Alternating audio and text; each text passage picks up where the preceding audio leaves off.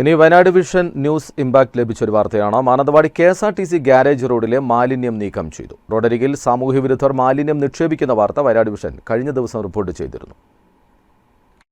Mananthavady KSRTC garage റോഡിലാണ് രാത്രികാലങ്ങളിൽ മാലിന്യം നിരന്തരമായി കൊണ്ടുവന്ന് തള്ളുന്നത്.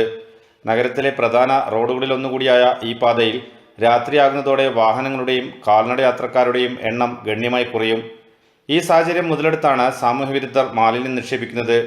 റോഡിന് ഒരു വശത്ത് വീടുകളുമുണ്ട്. റോഡിനോട് ചേർന്നുള്ള ശ്മശാന ഭൂമിയിലേക്കും മാലിന്യങ്ങൾ വലിച്ചെറിയുന്നുണ്ട്.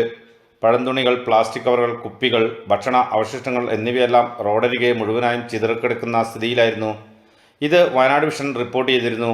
ഇതിന്റെ അടിസ്ഥാനത്തിൽ നഗരസഭ ശുചീകരണ തൊഴിലാളികൾ മാലിന്യങ്ങൾ നീക്കം ചെയ്യുകയായിരുന്നു.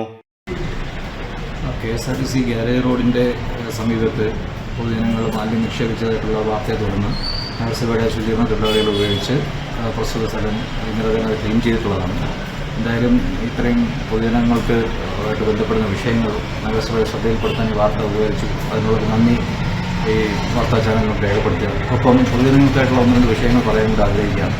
ഒന്ന്, ഇത്തരത്തിൽ നഗരസഭയുടെ പരിമിതമായ എണ്ണം ഹെൽത്ത് ഇൻസ്പെക്ടേഴ്സിനെ ഉപയോഗിച്ചുകൊണ്ട് ഇത്തരം മാലിന്യങ്ങൾ നിക്ഷേപിക്കുന്നവരെ കണ്ടെത്തുക വളരെ ദുഷ്കരമാണ് എന്നുള്ളതുകൊണ്ട് തന്നെ ഈ ഒരു സൗകര്യവും ഈ പരിമിതിയും പൊതുജനങ്ങളിൽ നിയമലംഘകരായിട്ടുള്ള പലരും ഉപയോഗപ്പെടുന്നതായിട്ട് കാണുന്നു. അപ്പോൾ വളരെ ശക്തമായ പിഴ ഉൾപ്പെടെയുള്ള നടപടികൾ സ്വീകരിക്കാനാണ് നഗരസഭ ഉദ്ദേശിക്കുന്നത്. 5000 രൂപ മുതൽ 50,000 രൂപ വരെയുള്ള പിഴ കൊടുക്കേണ്ടതായും ചിലപ്പോൾ ചില വിഷയങ്ങളിൽ പ്രോസിക്യൂഷൻ ഉൾപ്പെടെയുള്ള നിയമ നടപടികൾ സ്വീകരിക്കേണ്ടതായും വരും. ഒറ്റപ്പെട്ട ഇടങ്ങളിൽ മാലിന്യം നിക്ഷേപിക്കുന്ന ശ്രദ്ധയിൽപ്പെട്ടാൽ പിഴ ചുമത്തുകയും കേസ് രജിസ്റ്റർ ചെയ്യുകയും ചെയ്യും.